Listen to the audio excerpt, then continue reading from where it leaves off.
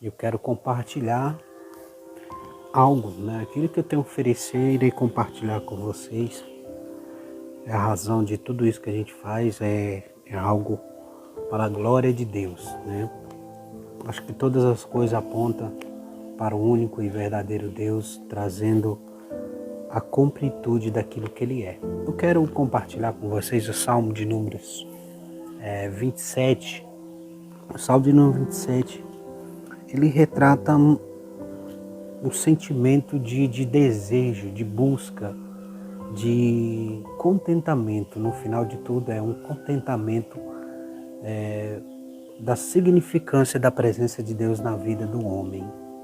E o Salmo de número 27, o salmista que compôs ele, que cantou ele através de melodia, talvez uma capela, acompanhado de instrumento, ele estava ali com o seu coração aberto e numa extrema confiança e convicção de quem Deus era, né? Porque ele chega a falar no versículo de número 10 do Salmo 23, ele chega a dizer: porque se o meu pai e a minha mãe me desampararem, o Senhor me acolherá. Em outras palavras, ele está dizendo: se o seu pai e a sua mãe viessem o abandonar, ele todavia encontraria em Deus refúgio e conforto. Eu acho muito interessante isso, né? Uma pessoa ter essa convicção de Deus, essa convicção de que Deus o guardaria e o tomaria para si. Eu acho isso muito interessante. Ele começa a abertura do Salmo 27, o Senhor é a minha luz e a minha salvação, de quem terei medo. Eu quero trazer aqui algo chocante assim, para a gente observar. Eu estive observando a história e a trajetória do Senhor Jesus, né, na manifestação do Senhor Jesus ao mundo. E o Senhor Jesus, ele veio ao mundo trazer uma boa notícia de salvação. E essa notícia ela foi bem recebida por muito, mal interpretada por outro, não aceita por outro. E esse jogo essas situações de aceitação e não aceitação gerou ali todo o alvoroço. Também esse período do ministério do Senhor Jesus gerou contentamento, libertação e coisas extraordinárias que você deve ser conhecedor. Se você é católico, você é conhecedor da história do Senhor Jesus. Se você é um protestante, você é conhecedor. Se você é ateu, não tem religião alguma, você é conhecedor também. Porque quando alguém se declara ateu é porque ele está rejeitando a existência ou a mensagem de algum credo, né, digamos assim. E o interessante é que o Senhor Jesus sofreu esses abandonos, né? Sofreu esses abandonos por parte de seguidores, abandono por parte dos discípulos, abandono por parte dos seus familiares e, por fim, ele foi abandonado por Deus na cruz do Calvário, quando ele mesmo faz aquele clamor, né, dizendo: Deus meu, por que me desamparaste? Nesse momento ele sofre um abandono. E a gente tentar fazer a comparação do Salmo 27 com o acontecimento na vida do Senhor Jesus, parece que o Salmo de número 27, versículo 10, onde ele declara que caso meu pai e minha mãe desamparassem, o Senhor me acolherá, não dá fusão, né, para dizer assim, realmente, com essa linha de pensamento que a gente pode ter, parece que até Deus o abandonou. E aí onde está a questão? Por que Jesus se sentiu abandonado? E se ele mesmo fez essa declaração, a gente é levado a crer. Por que ele foi abandonado? Por que o Senhor Jesus foi abandonado na cruz do Calvário? Segundo as suas próprias palavras, né? Ele estava ali dizendo: Deus meu, por que me desabandonaste? Até então, no decorrer de toda a história, até então, isso nunca tinha acontecido. Jesus nunca tinha se sentido só, abandonado por Deus. no seu momento de muita aflição, segundo os evangelhos, em Getsemane, no jardim de Getsemane, quando o Senhor Jesus ali, vendo a alusão, né, com seus pensamentos e como ele era onisciente e onipresente, ele vendo tudo que iria acontecer, isso que já estava acontecendo, ele sofreu tão grande aflição no seu corpo, né, na sua mente, que chegou a suar a gota de sangue. E Deus estava com ele, porque ele orava e ele dizia, né, todavia seja feita a tua vontade. Eu não vou recuar do propósito. Ele foi até o fim.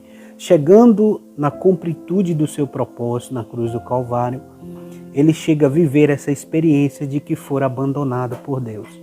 E eu vou te dizer o porquê que isso aconteceu. Se você ler os Salmos, e não só os Salmos, a abertura do livro de Isaías, as conotações da santidade de Deus, a saída do povo do Egito, né? E como Deus vinha tratando o povo a ponto desse povo passar a ser purificado e mudado a sua mente, o seu corpo, a sua vida. Deus tratava com esse povo tentando o separar para que ele viesse estar com eles. E por causa de qual motivo? Por causa que Deus é um Deus santo, e aonde que Deus tem que se manifestar em sua plenitude, em sua totalidade, ele precisa que aquele ambiente seja concernente, porque ele não pode negar-se a si mesmo. Então, o ambiente precisa ser concernente àquilo que Deus é. Por isso que uma pessoa que deseja ser usada por Deus, deseja ser um instrumento na mão do Deus vivo, de uma forma que venha ter um contato direto com Deus, necessita de purificação, de santificação. Então, quanto mais você conhece a Deus, quanto mais próximo de Deus, você precisa abrir mão da escuridão, do erro, do pecado, da imundícia, para que se torne uma pessoa mais pura e santificada. E acredite, Deus ele não se manifesta, ele se manifesta por parte, né? Ele envia um mensageiro, envia alguém, envia um servo, uma serva, um anjo, né? Arcanjo. Você pode observar na história que Deus está presente, mas ele não está em sua totalidade. A Bíblia chega a dizer que Deus nunca se revelou a ninguém, mas o seu Filho, né? Seu único Filho, isso sim, ele revelou ao mundo. E em Jesus a gente vai ver quem é Deus. Em Jesus a gente vai ter noção de quem é Deus. Então, concluindo o nosso raciocínio, quando o salmista, né, tem essa convicção de que não irá ser abandonado por Deus, existe um porquê, né, um parêntese, né, por qual motivo ele não seria abandonado por Deus. Existe estágio na vida da gente que Deus está lá, né, Deus está presente. E existe estágio na praia. Existe estágio que não pode estar presente por causa da sua santidade. E como eu estou falando, né? Como a gente está, são duas situações diferentes, totalmente diferentes. Nós estamos falando de um salmista que vivia numa época e a sua missão não era a missão desse outro ser, que é o Senhor Jesus.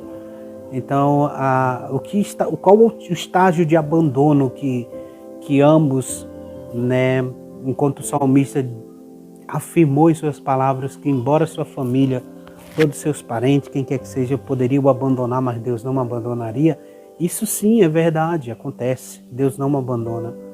Mas nós estamos falando de um outro ser, de um outro acontecimento, que é o que o Senhor Jesus estava fazendo, né? Que era tomando sobre ele todas as nossas transgressões e pecado. E nesse momento da cruz do Calvário ele está se fazendo pecador, cheio de pecado. E então, por causa desse momento, dessa situação, dessa missão, a santidade de Deus o abandonou e ele se sentiu abandonado pelo pecado. O sentimento que o Senhor Jesus sente é o sentimento que todo ser humano pode sentir. No momento quando você falha sobre uma determinada situação, quando você falha com alguém, imagine só, você muitas vezes, imagina em uma pessoa, vou dizer você é uma pessoa que acabou de denigrir alguém, né? Falar mal, né, para uma pessoa, e ali de repente a pessoa que você falava mal chega no ambiente Qual o tipo de sentimento que você vive ali? Uma coisa constrangedora, né? Você está diante de uma pessoa que você falou mal dela e diante também de uma pessoa que, falando mal dessa outra pessoa, também está ali. Aí como é que fica aquele ambiente? Fica um ambiente tenso e você fica assim constrangido. Eu estou te dando só um exemplo de situações constrangedoras. Então o que está vivendo na cruz do Calvário é alguém que está sendo constrangido por causa do pecado que está sobre ele.